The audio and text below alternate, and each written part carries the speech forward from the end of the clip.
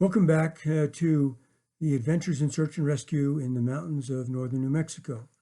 This particular mission, I believe I was the operations section chief on.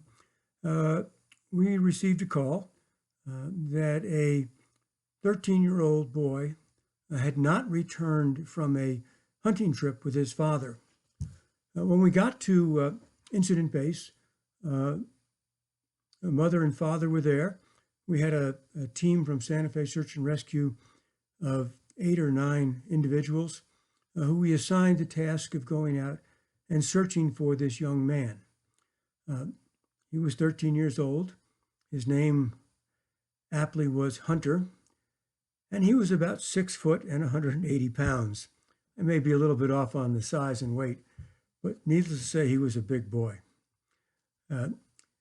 What was really interesting about this was the young man was well equipped, and we searched for him.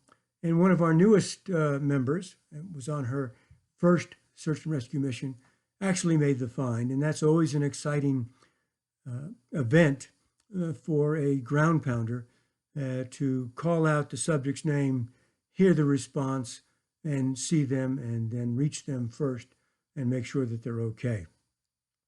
The really interesting part about this mission, I'll get to in a moment. The young man and his dad had gone out. They had a pack mule, and apparently the mule ran off, and the young man went to retrieve the mule and got separated from his dad. The sun went down, and what he did was probably what his dad had instructed him to do.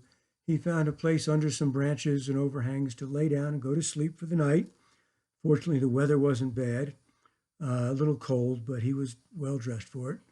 And in the morning when the sun came up, he got up, heard people calling his name, and responded.